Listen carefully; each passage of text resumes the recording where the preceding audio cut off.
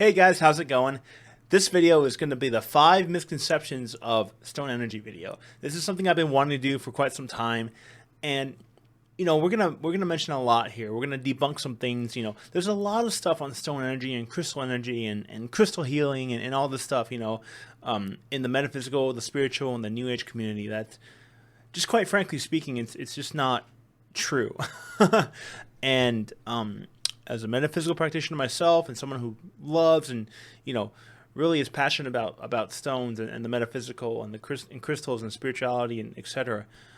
I want to really dive into this and again, this is something that I really been wanting to do for quite some time. So we'll go ahead and get right to it. 5 biggest misconceptions of stone and crystal energy. So starting with number one. We're gonna go right ahead and go with one of the most popular crystals here, okay? And this one is gonna be rose quartz. So we all know rose quartz, right? Here, let me give you an example. I have a piece right here, okay? This is a tumbled, polished and tumbled piece. It's a little bit lower quality. Quality in quartz is determined by the clarity and how many inclusions it has. If it has less inclusion, it's very clear. And if it's a natural formation, this is polished, okay. But speaking of natural here, it doesn't matter if it's a quartz, amethyst or quartz citrine, quartz rose quartz. It's all determined by the clarity.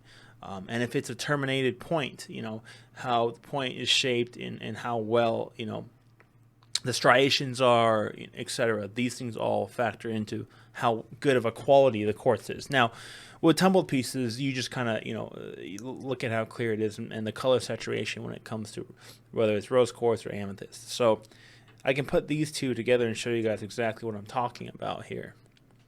So you see this one right here.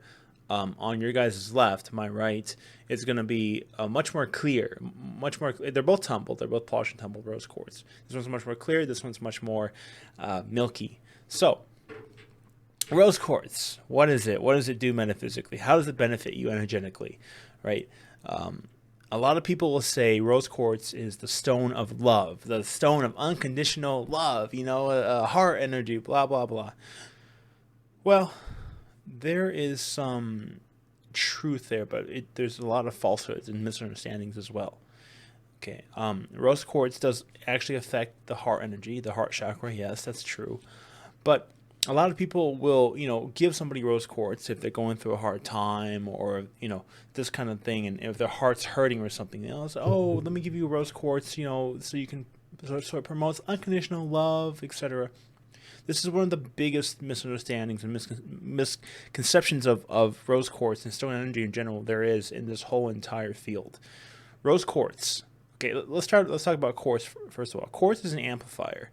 It doesn't matter if it's quartz, amethyst, quartz citrine, quartz crystal in itself, metaphysically and physically, and like with physical industrial applications, it's an amplifier. It's a generator per se. We use quartz a lot. Okay, we use quartz a lot as a power generator in small devices like watches, wristwatches, quartz movements. Right, I have a couple of watches that are quartz movements, and they're fairly cheap. And a little quartz crystal powers the whole thing, and the watch can run forever. So quartz is an amplifier. That said, rose quartz, what it does metaphysically is it takes whatever energies you have in your heart, right there, right, then and there, whether you're up and down, sad or happy, whatever it is, right, whether you're mourning or just, in love or something, whatever energy you have going on there, it just amplifies that. It doesn't care. It's not about promoting unconditional love. It just amplifies whatever you have going on in your heart energy. So, what does that mean? Well, you give it to somebody, rose quartz, that's, going through a hard time. Let's say somebody just, broke up and with, I don't know, failed marriage or somebody relative, somebody close to them passed away, whatever. Could be anything, right? And they're going through a hard time. Okay, so what happens when you give somebody a piece of rose quartz, somebody that's going through that, it's literally going to amplify whatever they're going through. maybe tenfold, 5 to 10fold, depending on, it all depends when it comes to stone energy. It all depends on the individual. We all feel it a little bit different because we're all different energetically, metaphysically, and the more somebody is heart oriented, the more they feel stone energy in general. So the more they'll pick up, especially when they're going through a hard time. It's just going to be compounded on top of each other, versus somebody else that's more solar plexus oriented, who then might not feel as strongly as somebody that's heart. So, but regardless, it's going to amplify that. You don't want that. You really don't want that. That's not good. The only time I would ever actually recommend giving somebody rose quartz would be if somebody is like happy, and in a good place, with their emotions and their heart, to where you can give them rose quartz and they could actually benefit from it. So it can amplify their, good mood or whatever, their happiness, or maybe they're madly in love with somebody and it's like a partner, or something, and then give them both rose quartz, right? So that could work. So rose quartz, number one, I had to get that off, right then and there. Rose quartz is not what people think it is.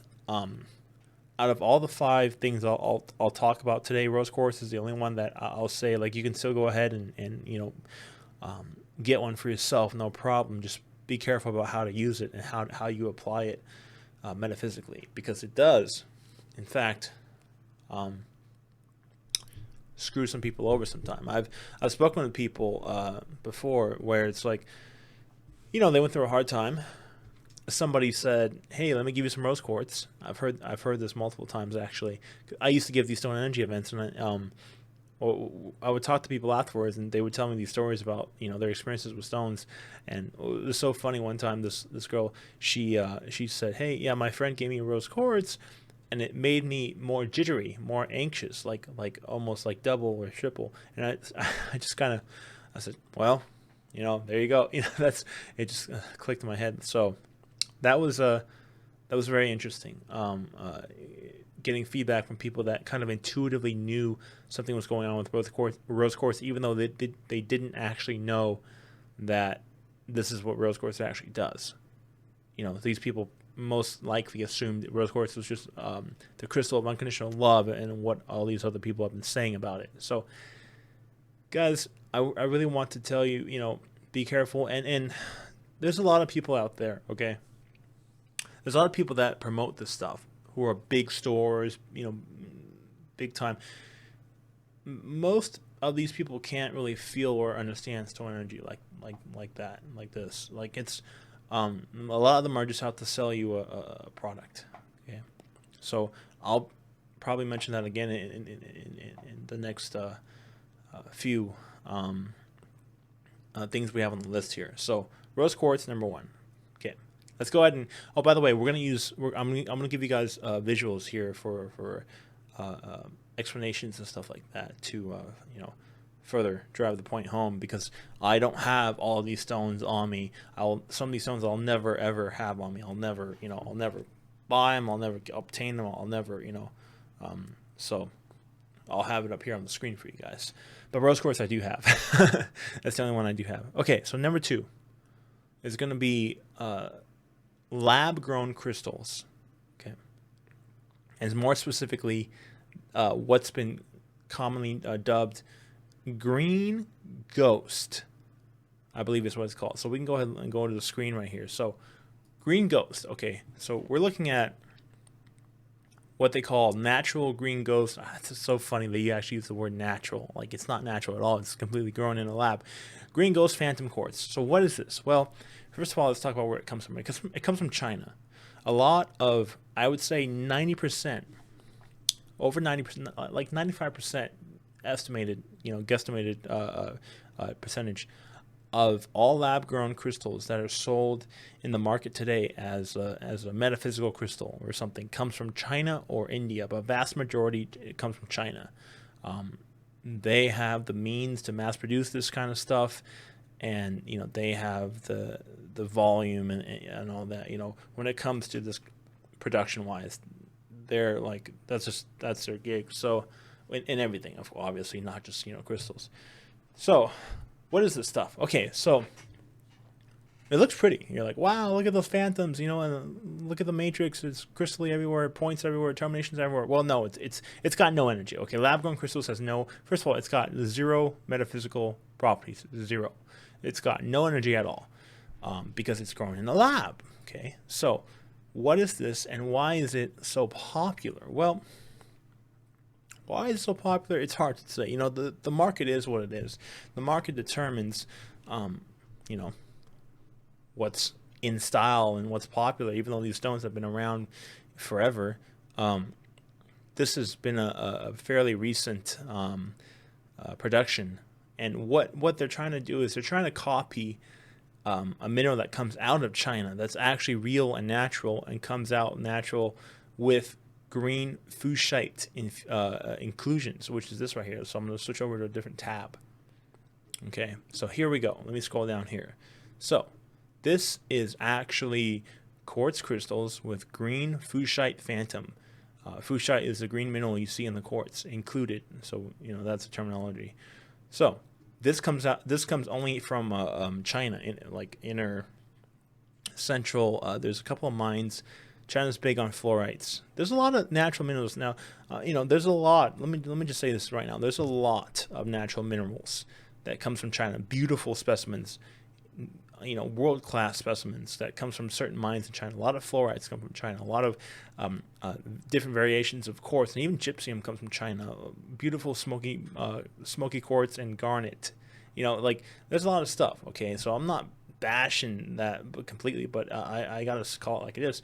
A lot of the fake stuff comes from China as well, as you guys probably know. So this is real. This is natural. This is green fuscite, and this is what they're trying to mimic when they make this stuff. You see the similarity right there, and you see how saturated the color is. I mean, this is fake. This is just 100% fake. I wouldn't really have too much of a problem if this was just a paperweight, you know, like, but I actually see a lot these days. I see people that are selling this.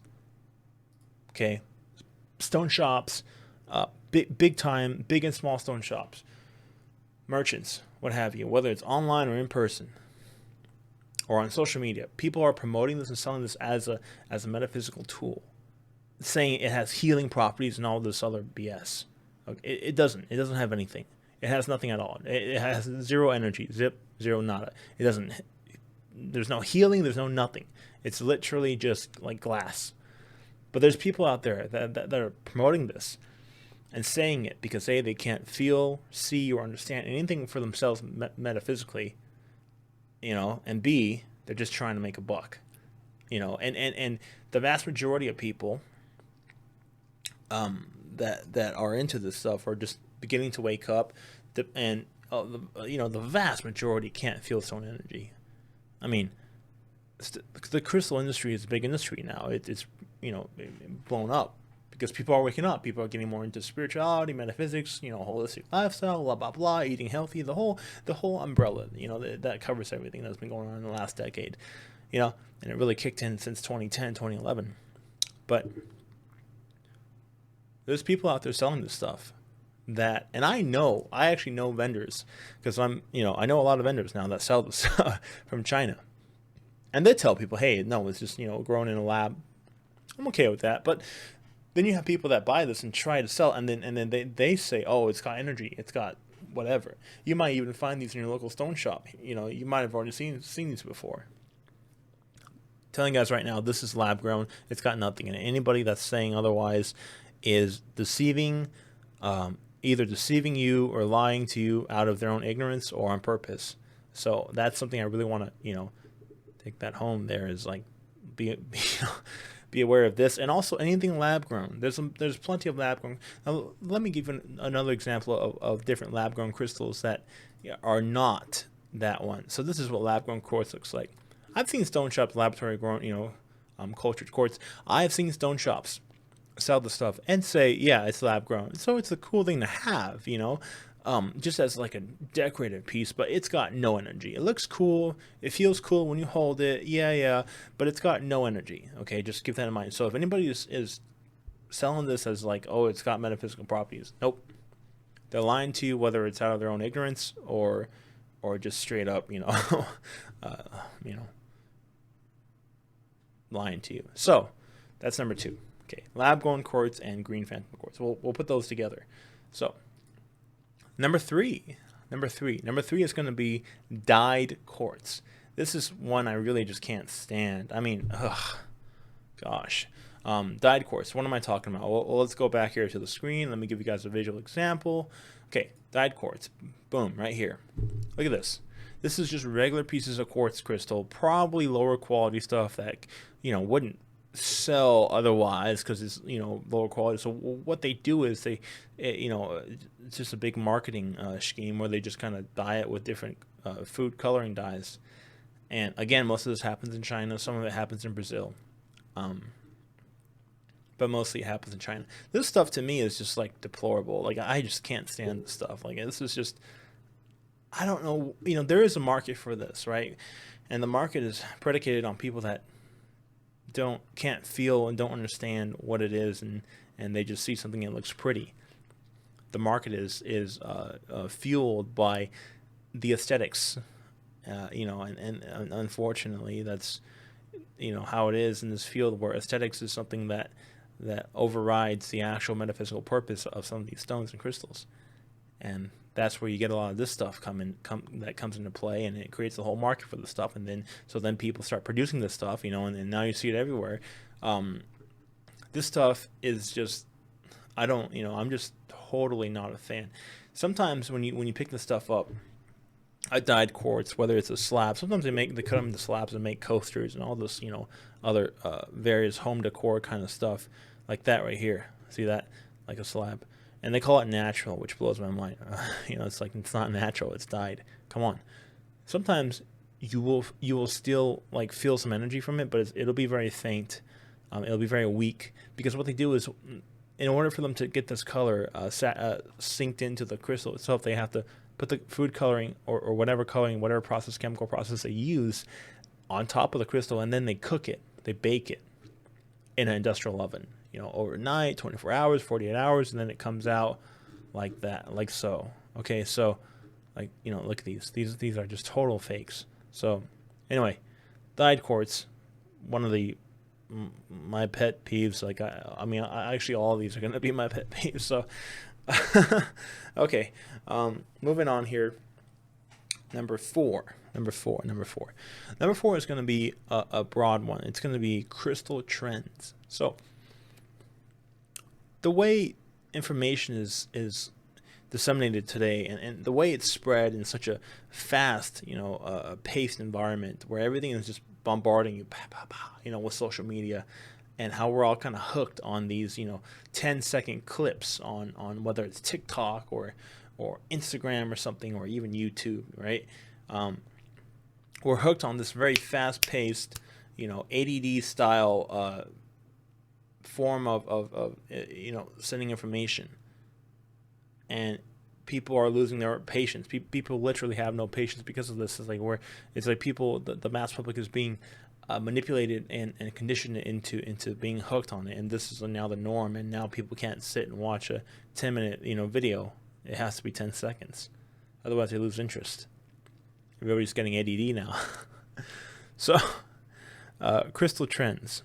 Okay, I don't want to go off on a tangent on social media, but crystal trends is something that's being perpetuated by social media, and it's being spread around via social media. But the people that are behind it are just people that are looking at something for its face value. Looking at the book only for the cover. Oh, this stone is pretty. This crystal is pretty. So blah blah blah. Or something happened to somebody, and then they go on social media. Oh my God, this thing happened. Like, what was trending last year? It still kind of is, I guess. Moldavite. Moldavite is a real crystal. Moldavite has real power. Believe me, it's actually a very strong crystal, and it doesn't come from this planet. It actually comes from a different planet. The spirit inside Moldavite is not Gaia. It's actually a different planet, female frequency, energy, spirit. That's why Moldavite doesn't grow up with anything else. It can't, you see quartz. Quartz grows with a lot of different minerals. Quartz grows with just about everything, right? Quartz tourmaline, quartz pyrite, quartz garnet, whatever. Quartz grows with like everything. Moldavite will only grow by itself. because the energy is a different planet. So multivite is real, but you have people that experience something and they have a following on, in this case, TikTok, right? They talk about their experience, and it couldn't be. It may or like maybe not have been attributed to multivite, but they can't really read it. But they just talk about it, and then it goes viral. It spreads because they have a following, and now all of a sudden it's a trendy thing. That was multivite, and then now you have ocean jasper, which has like been around forever. It's just a jasper. Jaspers are common. There's thousands of variations of jaspers all over the world. Hell, you could probably walk down the street in the park and just look on the ground, and you'll find different jaspers.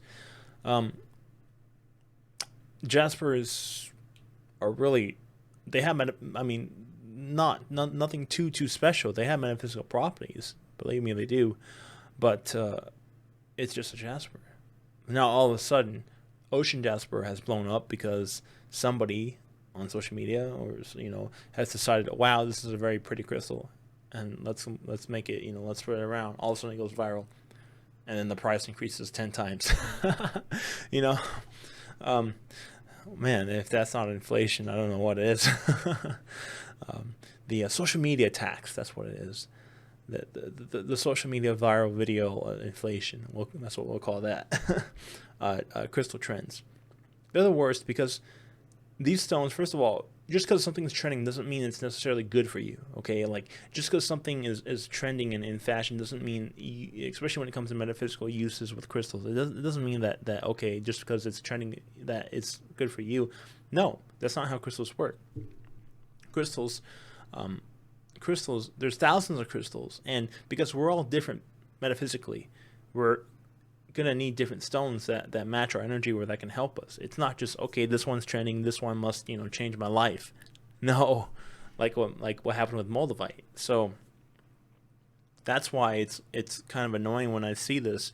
It's being pushed by people that it's cool that they're interested in stones, but they don't have much experience. I don't think they really like knowledge, experience, and hands-on. Like they don't actually know how it really is to connect and feel with that.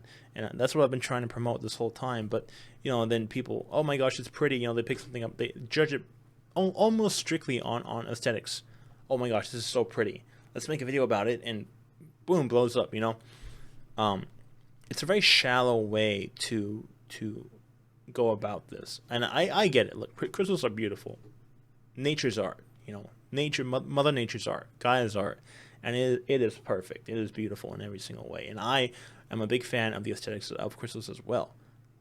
You look behind me, in that bookshelf right there, there's a lot of freaking crystals over there. And there are a lot of pretty ones. Let me just see that. I haven't shown that in a while, but there it is. And I've updated my shelf. And there's a lot of stuff now, a lot of new stuff. So I get it. The aesthetics, absolutely. But, it's so much more than just face value, right?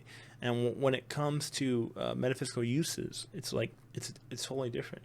There might be a stone that doesn't look too pretty, but can really help you awake. Waking up, not awake. My grammar there, my bad. That can really help you wake up, right? And it might not be so pretty, but you might really need it. So that's why crystal trends to me is like kind of silly. It's kind of silly, and I'm trying to really, let people know when I talk to people. Like I've been doing pop-ups lately, and I'm talking to people, not just selling them a stone, but talking to people, saying, hey, you might need this, you might need that, instead of this and that, just because you read this on, some social media feed. So there's that. Okay, so now, number 5, the worst. We say the worst for last. The worst offender. All things misunderstood and just when it comes to stone energy and crystal energy. Of all things that have been misconstrued and misunderstood, this one takes the mantle for being the very, very top. The worst, the creme de la creme of the worst. Angel Aura Quartz.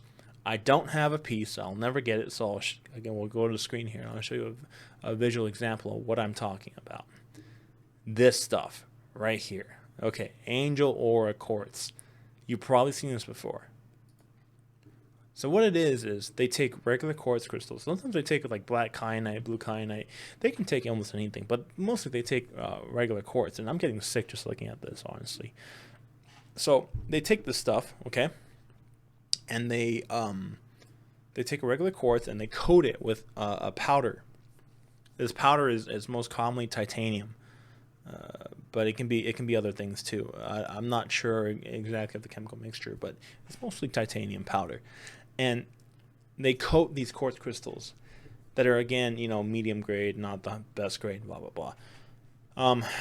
And they coat them, and then after they coat them with a fine powder, they put them all in an industrial oven, and they bake it, cook it overnight, 24, 48 hours, however long it takes.